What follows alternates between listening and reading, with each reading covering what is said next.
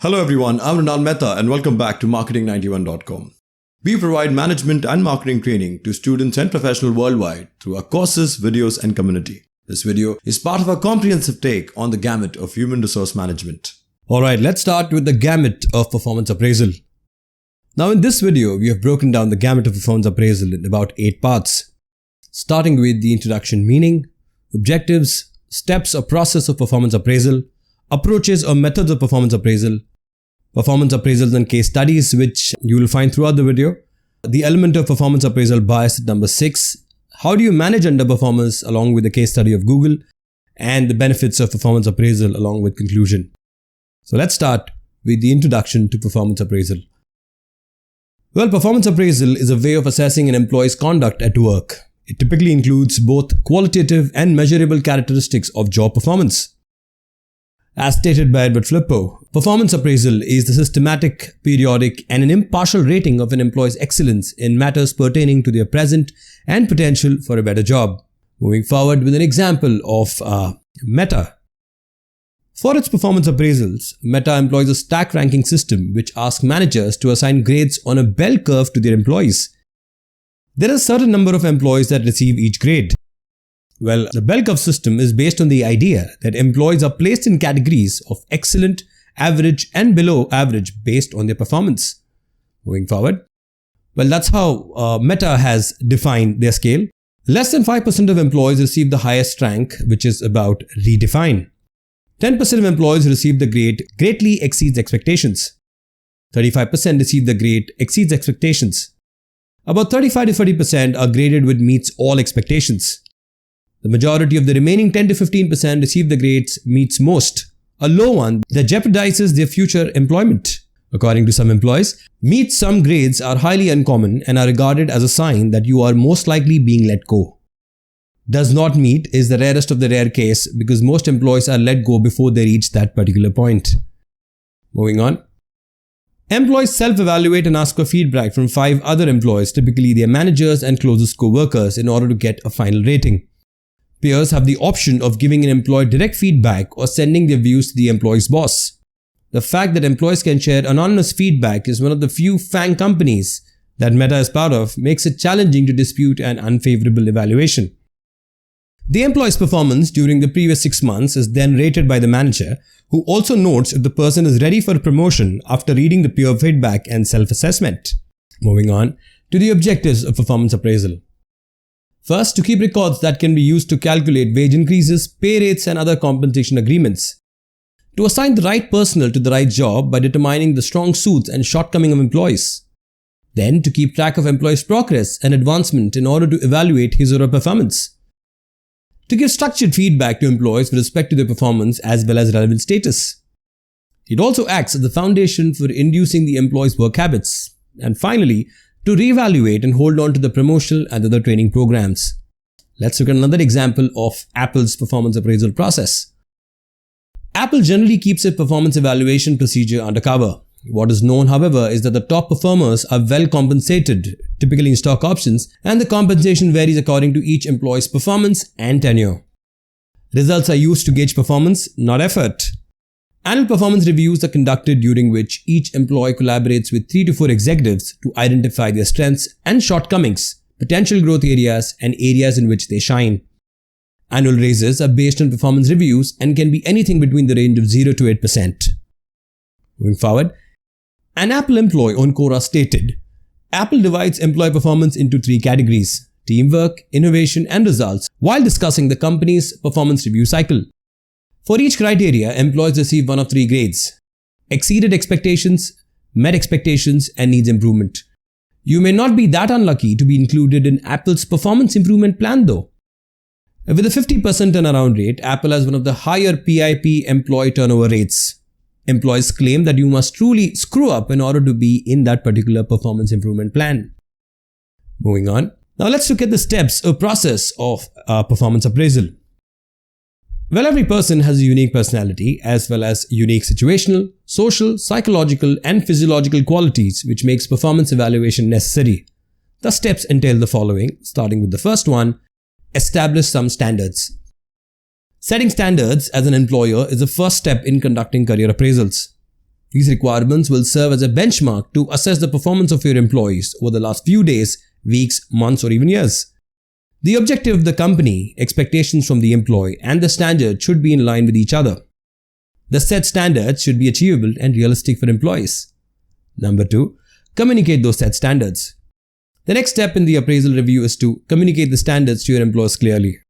These standards should be established by candidly communicating to the employee, keeping in mind that your employee can work towards his or her performance only if they know what is anticipated out of them. So keep them in the loop. Arranging a meeting and letting the employee know the objectives you want him or her to achieve in a certain time period. With this set, employees will consciously work towards accomplishing the set objectives by being productive. However, it is also important to inform that how failing to meet these objectives will affect the relationship and in turn the ratings at the end of the year. At number 3, performance measuring parameters. Reviewing and evaluating how employees are working in accordance with the established goal is the next step in a job evaluation. It is simpler to assess employee performance and identify the areas of strength and weakness because of the pre-established standards. The evaluation of an employee's performance may take place weekly, monthly, or yearly depending on the organizational structure of the company. Typically, it happens annually.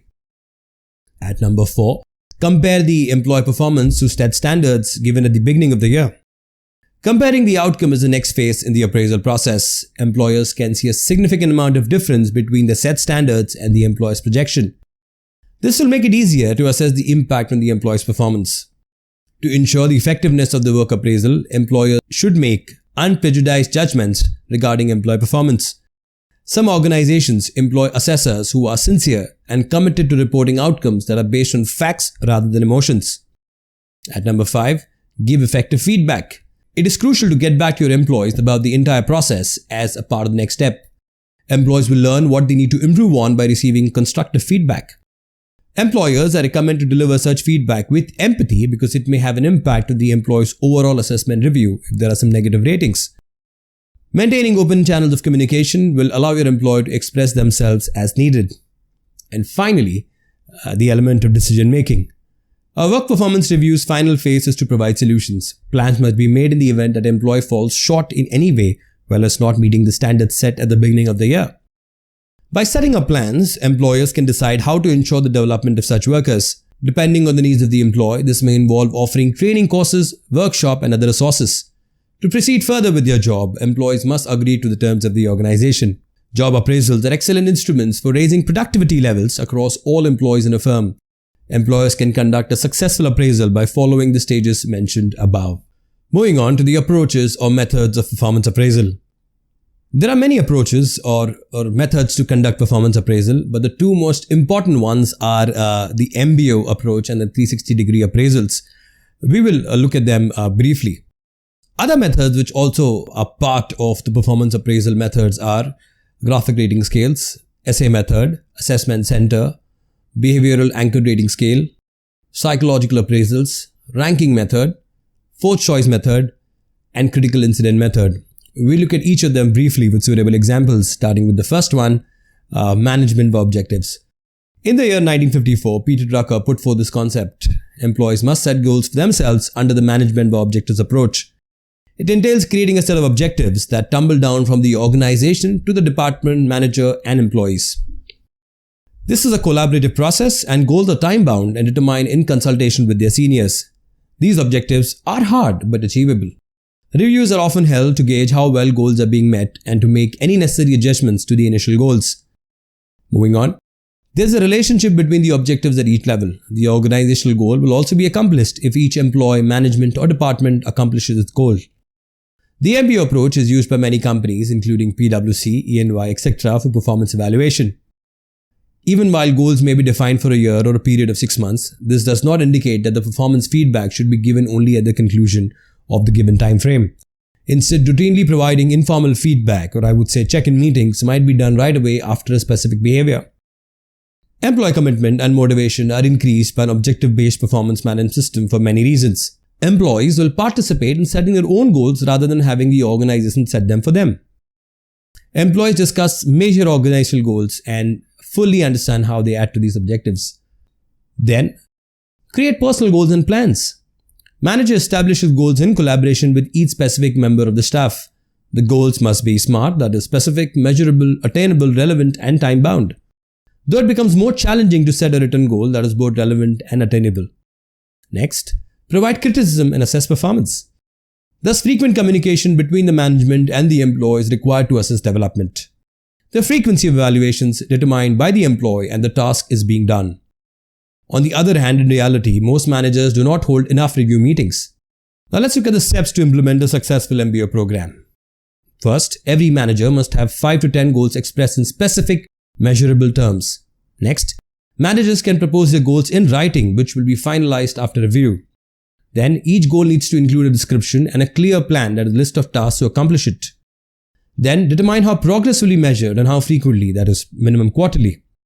List down corrective actions that will be taken if progress is not in accordance with plans. And finally, ensure that goals at each level are related to organizational objectives and levels above and below. Did you know? Retail giant Walmart uses an extensive MBO participatory approach to manage the performance of its top, middle, and first-line managers. Moving on to 360-degree appraisal. An employee's performance in this approach is evaluated from feedback given by people in their network. These include the likes of the supervisor, peers, customers, subordinates, which entail the gamut of 360-degree review. This method has the dual benefit of minimizing greater bias while offering a holistic and inclusive view of the employee. Let's see how. Well, the components of 360-degree appraisal entail the following. First, managerial evaluation. These are more traditional and fundamental forms of employee appraisal which have been long in use, where your boss or your manager appraises you. Typically, individual ratings supervisors are accompanied by senior management's evaluation of the team or project. This approach, if used in silo, has time and again received flack for the issue of personal bias from your boss towards you. Next is self-assessment. Employees can use self-assessments to gauge and report their own progress. I'll highlight positives or shortcomings. On the other hand, these evaluations need to be administered in a structured and formalized manner to avoid being prejudiced or indulgent on your behalf. At number 3 are peer reviews. As traditional hierarchies in companies fade from view, colleagues are often best placed to evaluate an employee because of the proximity on a daily basis. Peer review can help assess an employee's capacity to be a team player, take on initiatives, and contribute positively. However, personal bias or issues might crop up and taint the fairness of the entire process. At number 4, and surprising, where a subordinate appraises their boss. The fourth component is subordinates appraising manager, which is a sensitive yet important part of the process. Subordinates can undoubtedly provide a comprehensive, fresh, and relevant evaluation of their managers. Nevertheless, hesitation or fear of retaliation might prevent raters from being honest. At number 5, and finally, that completes the gamut of 360-degree appraisal, is the customer or client feedback. The customer element of this process might consist of internal customers such as product users inside the business. It can also include external clients who are not clients of the firm but frequently communicate with this particular person who is being appraised. While customer feedback is excellent for capturing relevant input, however, these external evaluators are unaware of the internal influences or practices affecting the employee's work. Well, next, let's look at the benefits of a 360-degree appraisal. First, it improves holistic self-awareness of employees' work actions and behaviors and influence on all interested parties. Can help initiate training, guidance, and skill development as required. It also empowers employees to self-assess while at the same time accepting change management. And finally, encourage involvement by incorporating performance feedback into the workplace culture. Did you know? Top companies such as Sainsbury, RBS, and G4S use 360-degree multi-rater feedback to assess work performance. Moving on to the next performance appraisal method of graphic rating scales. One of the earliest, uncomplicated, and most popular appraisal technique is a graphic rating scale technique. The rating scale enables the one who's rating to portray any attribute, trait, or performance evaluation on a spectrum or scale. The scale is divided into categories, typically 5 to 7 in total. These categories are explained with certain objectives, for example, poor, outstanding, and average. According to the rating scale, the one whose rating must state the extent to which a member of the staff has a specific characteristic or exhibits the quality. Moving on, the values that the rater awarded to each trait are then summed up to produce the employee's total evaluation score. The technique supports the use of many performance dimensions. 2 categories of factors are frequently present in rating scales. First, job-related factors such as the attendance, output quality, output quantity, and individual traits like reliability, motivation to initiate things, initiative, etc. Moving on to the next method, essay method. It is additionally known as a free-form assessment approach. The requirement and goals of the essay are made clear to the appraiser. The employee's strengths and flaws have to be described by the appraiser. They also offer suggestions for performance improvement initiatives and give employees pointers. The appraiser provides the most accurate account of the employee's performance. Moving on to the next one, assessment center method. Introduced in 1930 by the German Army, this method has been adapted to the modern work environment. The assessment center method provides workers with a clear view how others see them and the interpersonal dynamics at play which may impact performance. The key benefit of this method is that it is not only helpful in assessing past performance but also in forecasting future results. Employees participate in social simulations such as decision-making challenges, informal talks, role-playing, and additional exercises that are used to predict success in a job role. Although this method is costly and hard to manage, it can also be an extensive and time-consuming process. Moving forward, the benefits of this approach. First, it raises the participants' levels of understanding, their capacity for thought, and their effectiveness as a worker. Adaptable to varied roles, abilities, and business requirements. It highlights the personality of the employee, including their morals, capacity to solve problems, forbearance, adaptability, introversion versus extroversion, etc. Well, the best practices for an assessment center entail the following. First, identify aspects of effective job performance through job analysis. Next, determine performance indicators that may be monitored using this assessment center. Then, during the evaluation process, classify the conduct of candidates in a meaningful and relevant manner. Then, look for evaluation methods that can best elicit optimum behavioral data. Then, excluding direct supervisors, assign evaluators to candidates. Evaluators should get extensive training. Track and maintain a performance record system for candidates. And finally, examine records and rewards or teach employees in view of that. Did you know? Microsoft, Philips, and a number of other companies employ assessment centers to discover potential leadership talent. Moving on to the next one, Behavioral Anchored Rating Scale. The Behavioral Anchored Rating Scale grading forms include 6 to 10 factors related to job performance. These performance traits include work comprehension, customer service talents, and salesmanship ability. Each performance statistic has a bar built for it. A vertical scale with 7 or 9 points is widely used in bars. In addition, there is a behavioral anchor for each point on the chart. Moving on. The lowest scale point indicates poor job performance, whereas the highest scale indicates good job performance. The rater looks at the behavior anchors for each scale before determining which point most accurately describes the employee. BARS is quite useful for spotting training needs and providing guidance on employee growth. The qualitative and quantitative advantages of a performance evaluation process are both highlighted by behaviorally anchored rating scales. BARS examines job performance against specific behavioral anchors and rates it on a numerical scale. Well, the benefits of using BARS are: first, experience consistent evaluation, clear criteria, precise performance analysis, and enhanced feedback. It reduces irrelevant variation in performance assessment ratings by focusing on precise, tangible, and noticeable activities. And finally, it reduces the possibility of prejudice and ensure impartiality throughout the evaluation process. Well, BARS are best suited for: it may be used by businesses of all sizes and sectors to evaluate the performance of the whole workforce. It is ideal for everyone, right from entry-level agents to executives in the C-suite. Moving on to psychological appraisals. Psychological evaluations are useful in determining employees' latent potential. This strategy examines an individual's future success rather than their past efforts, which is traditionally done in a performance appraisal strategy.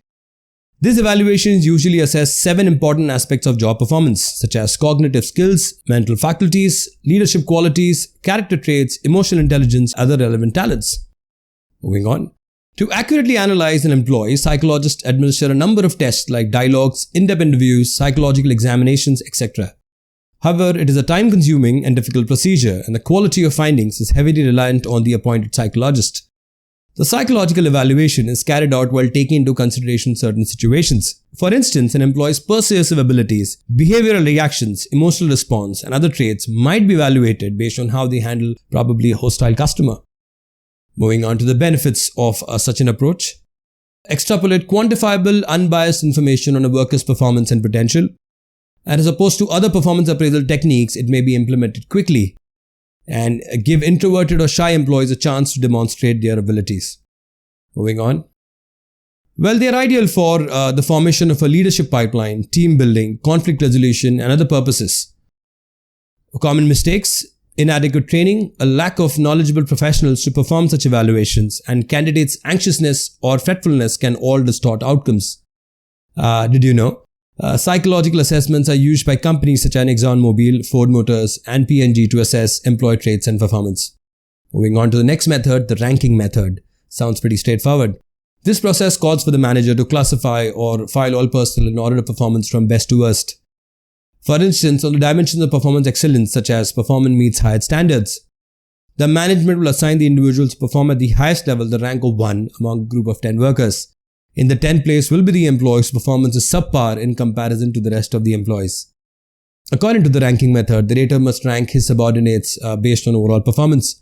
This is basically placing workers on a performance scale. This approach compares the rating of one employee in a work group against that of another. Each employee's relative positions is evaluated using his or her numerical rank. It may also be done by comparing individual work performance against that of the other member of the competing group. Well, the benefits of this method are the performance levels of the workers determine their ranking, straightforward. It is much simpler to rate the top and worst employees. Moving on to the next method is the forced choice method.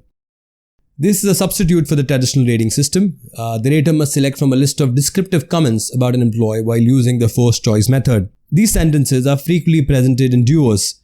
The two statements might be interpreted as equally positive or negative.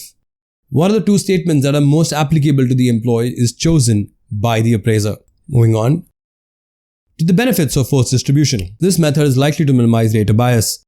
The difficulty of using various raters with different scales overcome by mandating the distribution according to predetermined percentages. Drawbacks? However, employing this approach to administer salaries has a drawback of perhaps resulting in poor morale, reduced productivity, and excessive absenteeism. Employees who believe they are productive but are given a lower grade than they anticipated feel dissatisfied and eventually become reluctant to go to work. Moving on to finally, critical incident method. Critical events are accounts of work-related actions that, depending on how they are handled, indicate each employee's successful or ineffective performance. After consulting with the operational managers, the HR manager compiles a list of key occurrences. There are a variety of behaviors for work performance in these instances, from extremely effective to extremely ineffective. The management retains a written record of employees' every effective and ineffective conduct while executing the job after seeing their employer at work. The strategy is most effective when utilized for developmental goals and when creating other behavioral-based measurements. The benefits of this approach are: this technique provides a factual foundation or a comprehensive performance review of every personnel. This strategy eliminates recency bias, which happens when most recent incidents get disproportionately emphasized. Drawbacks of this method: negative incidents may get highlighted. In the course of the yearly performance review meetings, the supervisors frequently air a number of grievances regarding the incidents.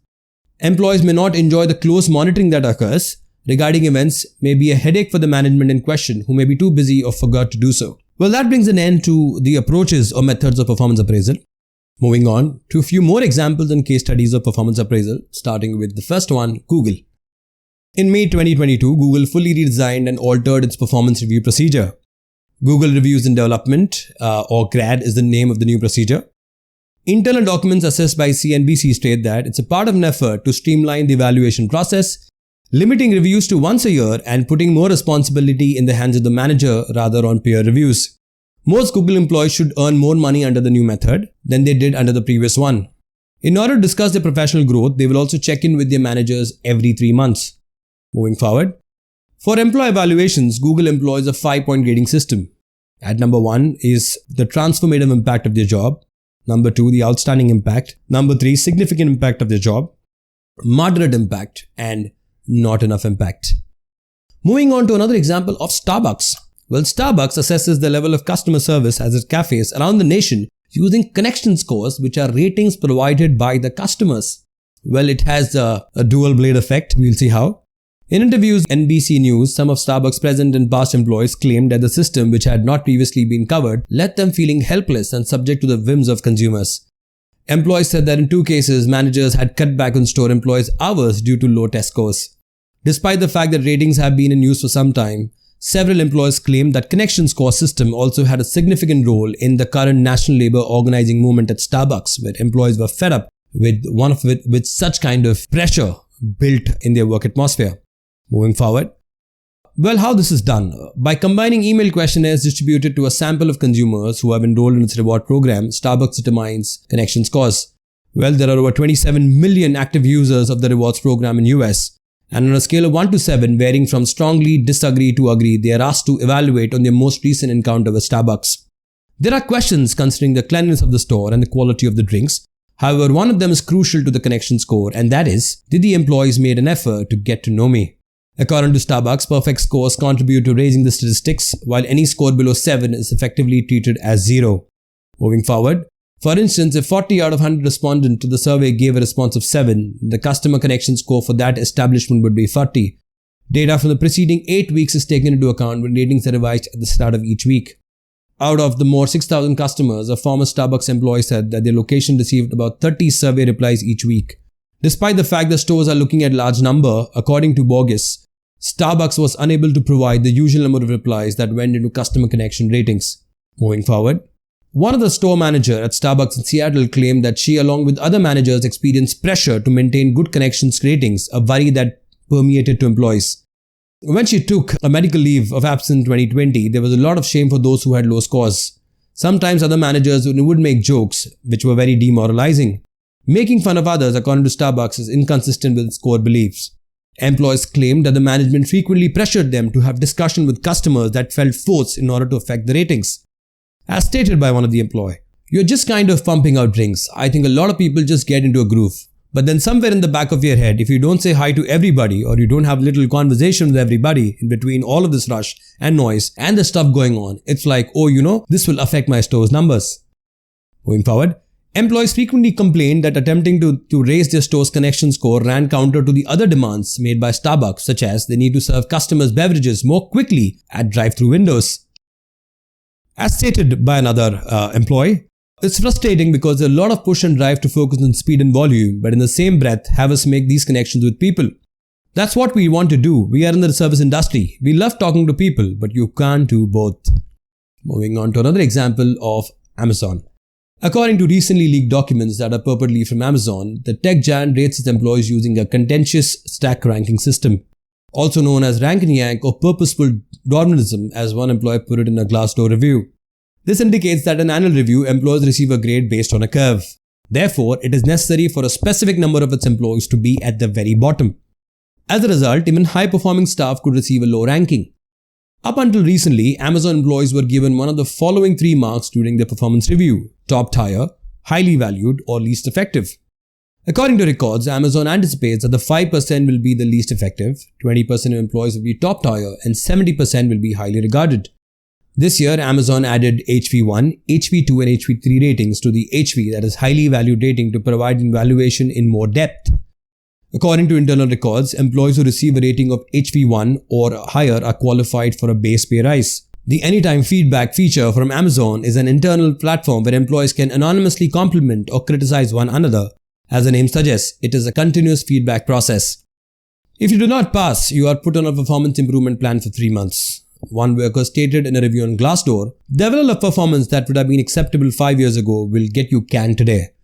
It's kind of crucible that help you develop a harder edge if you can survive, that can serve you well in your career and life, but it's often not a pleasant experience."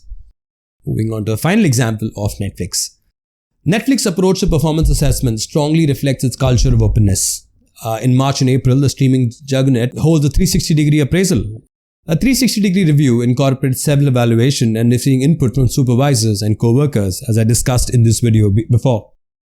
However, anticipate receiving tons of inputs all year long in the form of frequent, unofficial reviews that adhere to the stop, start, continue paradigm. Bosses and employees generally have weekly or bi-monthly one-on-one meetings. Employees in Netflix can provide feedback to anyone in the organization, from interns to all the way up to CEO, and that person's managers and supervisors will be able to see during 360-degree reviews. Before switching to a signed system for transparency, Netflix first employed software that allowed staff to post reviews anonymously. Performance evaluations take place independently of salary evaluations, which take place later in the year. The rationale behind keeping the two distinct is that people who will provide more truthful feedback if their opinions do not affect their compensation. according to insiders, not acting on criticism provided at your performance review, even for suggestions that appear insignificant, can affect how long your career at Netflix lasts. Netflix has a reputation for being a competitive workplace that prides itself on assembling dream teams made up only of exceptional individuals. Netflix may lack precise performance measures, which can make it challenging for staff members to evaluate their own success. While some managers do set tactical and strategic objectives, others rely on vaguer aims like innovation. Now, moving on to the gamut of performance appraisal bias. Well, there are many biases that creep in when your boss is appraising you. We have highlighted a few of them, starting with the first one, the first impression or the primacy effect. Based on some specific traits in the one being rated, raters build an overall opinion of them. The qualities and attributes mentioned may not serve as good enough foundation for evaluation. Next is the halo effect. When a person's performance is evaluated entirely in light of a perceived favorable attribute, characteristics, or mannerism, it is known as a halo effect. The manager might offer a higher rating in all other areas of work if an employee has minimal absences. Moving on to the next, horn effect. When a person's performance is evaluated entirely in light of a perceived flaw or defect. As a result of this prejudice, an overall ranking may not be justified. For example, he or she is not formally dressed up in the office. He may be casual at work too. Next, excessive stiffness or lenience. Ratees may be regarded very strictly or leniently depending on the rater's personal standards, morals, and state of physical and mental health at the time of the appraisal. Some managers are more prone to follow the path of least resistance and give people good ratings, whilst others are more likely to adhere to the tyranny of accurate assessment, giving greater weight to the person's flaws and giving an unnecessarily harsh rating as a result. Well, there are mediocres as well, wherein the bias of central tendency creeps in. All employees are deemed to be ordinary performance by the appraisers. To put it another way, having a middle-of-the-road mindset means assessing individuals neither favorably nor poorly. For instance, irrespective of the variation in a student performance, in order to be on the safe side, a teacher may provide a classroom with marks that are roughly equivalent to a grade B. Well, this does rub a lot of people the wrong way, especially the ones which deserve a grade A. That's the reason this is a bias. Next, the one that is more common is personal biases. A manager's feelings about each employee under him, including whether he likes or dislikes them, have a significant impact on how well they are rated. Personal biases may originate the consequence of data gathered from peers, religious concerns, social and family history, sexual orientation, so on. Moving on to the next, spillover effect. Past performance is a major factor in determining how well the current performance is appraised. The person who was a good performer in distant past is assured to be okay at present also. Well, that is an assumption that could be wrong. And finally comes the recency effect. The most recent behavior has a greater impact on ratings than the behaviors that have been consistently displayed over the course of the evaluation period. Therefore, it is the best to avoid all of the prejudices mentioned earlier while evaluating performances. Moving on to how do you manage underperformers? Managing performance over the year entails constantly comparing results to the plans and guaranteeing that remedial measures are implemented as needed. This will not be a major concern in many instances because the modifications needed are few and doable. On the other hand, underperformance can occasionally be a major issue that needs to be dealt with. Moving on, managing underperformance ought to be a constructive process depending on the information received throughout the entire year and the ways in which managers may help and support their staff members. Mistakes should be viewed as a chance for growth. As stated by Howard Richard, said the following, which should be recalled while dealing with subpar performers. Poor performance is best seen as a problem in which the employer and management are both accountable. In fact, one can argue that it is unlikely to emerge if people are effectively managed. Moving forward, a system may be entirely or partially to blame for subpar performance. Both systemic and personal issues must be taken into account while analyzing underperformance. So how do you manage underperformers? Number 1. Recognize and acknowledge the issue. Managers need to analyze input and gauge individual consensus on the cause of shortcoming. Managers may offer feedback but can also be integrated into the role. This occurs when employees are aware of their goals and expectations, understand what performance matrix will be utilized. They will then be able to monitor and appraise their own performance and, if well motivated and well trained, undertake remedial steps on their own. Basically, there is a feedback mechanism where one can regulate themselves and assess and reassess. Number 2. Determine the cause of shortfall. When looking for causes for any failure, the management should avoid blaming people. The management and the employee should work together to discover the facts that have caused the issue. The individual supervisor or both may work together to make judgments on how to address the issue based on the findings of the factual analysis. Well, the causes of the shortfall are: number 1, probably did not get appropriate assistance or direction from the supervisor. He or she did not completely comprehend or understand the assignment. Simply was not being able to do it. Lacked the necessary skills to perform it, or would not perform because of a mismatch in attitude. Then, at number 3, determine and approve the action necessary. Individuals, managers of both parties may take action. This might entail taking action to change one's behavior or enhance abilities taken by the individual. This is entirely up to the person as long as they recognize that their attitude must be notified. The difficulty for managers is that the individuals will not solely change their attitudes because you tell them to. They can only be encouraged to grasp that some behavioral adjustments might be advantageous to both the organization and themselves. More assistance or direction from the manager to be done. Defining expectation together, a collaborative approach is needed. And finally, developing talents and skills is a cooperative process where managers can offer training, mentoring, or more experience in addition to measures that employees are required to do to grow themselves. And the final 2 steps entail mobilizing resources and keeping a track of things. 4th, action resource. Offer the instruction, training, direction, expertise, or resources necessary to make the agreed upon activities possible. Then, keep track of things and offer feedback. Managers and individuals both need to track performance and make sure that feedback is either delivered or acquired and then scrutinized. They also need to agree on any additional measures that may be required. Well, let's look at a case study of how Google manages underperformance or failure. The novel method used by Google is to reward underperforming employees. Yes, you got me right, reward them. A Fast Company article claims that Google staff members receive open praise from their co-workers and managers for their mistakes and are frequently rewarded with time off to consider what their forthcoming project will be. Let's delve into this further. Here are just a few explanations why Google and a number of other successful businesses encourage failure inside their own teams. Well, it starts with honoring mistakes, promoting creativity. Google is aware that the apprehension about failing is amongst the most significant barriers to the invention and that it can discourage people from trying out novel concepts. Astro Teller, director of X, formerly known as Google X, which is the research arm of Alphabet, the parent company of Google, Teller contends that encouraging failure encourages innovation among staff members. Teller said, "If I make you feel stupid because you tried something new and did not work out, you're never going to try something new again. But if we create a culture together where you feel stupid because you haven't tried something new this week, you are going to try something new every week." That's Teller. As stated, whenever individuals are scared to admit their mistakes, instead of ending their initiative as soon as possible, they may stick to them for sentimental or political reasons, or they could even invest additional funds into an untenable endeavor.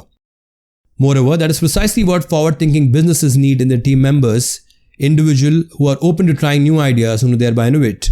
The fact that it encourages people to abandon projects when they find a critical flaw is another advantage of celebrating failure. This results in time and financial savings. Next, taking pride in failure increases effectiveness and develops additional skills. Companies have developed a practice of recognizing and rewarding people who achieve breakthrough performance. Moreover, with good cause, when a person completes a project successfully, they add important knowledge to the company. As a result, the person is now capable of imparting fresh knowledge, abilities, and methods to her colleagues. However, when individuals fail, they also provide the company with helpful knowledge. Moving on. However, Google is hardly the only business that embraces failing. The developer Supercell, who created the well-known online video game Clash of Titan, honors work blunders by popping open a bottle of bubbly. P&G, a billion-dollar worldwide consumer products corporation, has the coveted Heroic Failure Award, which is granted to personnel with the largest failures, is one of P&G's most illustrious achievements. According to reports, several other businesses also provide their own variations for this honor. Moving on, finally, to the benefits of performance appraisal. Let's start with the first one, promotion. The supervisors can plan promotion programs for productive staff with the use of performance appraisals. In this aspect, non-productive employees may be let go or demoted in some circumstances. Next, compensation. Employees' pay plans are formulated with the use of such appraisals. The performance evaluation determines the components of compensation such as bonuses, high pay rates, additional perks, etc. Merit and not seniority ought to be the determining factor. Do remember one thing, performance appraisals, yes, they do lead to getting a pay hike or bonus at the end of the year, but it all depends on the profitability of the firm that you're working for. If the firm is profitable, do expect a good raise and a bonus in the end. Moving on, at number 3, development of staff. Supervisors can create training programs and plans with the aid of structured performance appraisal process. In order to create new positions that are effective for the employees, it is helpful to analyze the strength and limitations of the workforce. Additionally, it aids in the formulation of future development programs. Next, validation of selection. The supervisors can better comprehend the value and significance of the selection process with the aid of the performance appraisal process. The authenticity of selection process is shown to the managers together with its benefits and drawbacks. This opens the possibility of changing the selection process in the future. Next, communication. Effective employer-employee communication is crucial to success of any firm. One might seek out communication in the following manner via performance appraisal. First, employers are able to recognize and approve of subordinates' talents through evaluation. Additionally, subordinates can have the ability to comprehend superior officers and develop a sense of confidence and faith in them. Furthermore, it aids in keeping a friendly and amicable connection between labor and management. Employee morale is raised and the spirit of the workplace is developed. And finally comes the element of motivation. An instrument for motivation is performance evaluation. A person's effectiveness may be assessed by looking at how well they do in comparison to the goals they are working for. This effectively spurs someone to seek out better employment and aids in his or her ability to do better in the future. So that's it, folks. This brings an end to a comprehensive take on the gamut of performance appraisal. These are the list of sources and links referred to for our content in the video. Thank you and stay tuned for more such videos.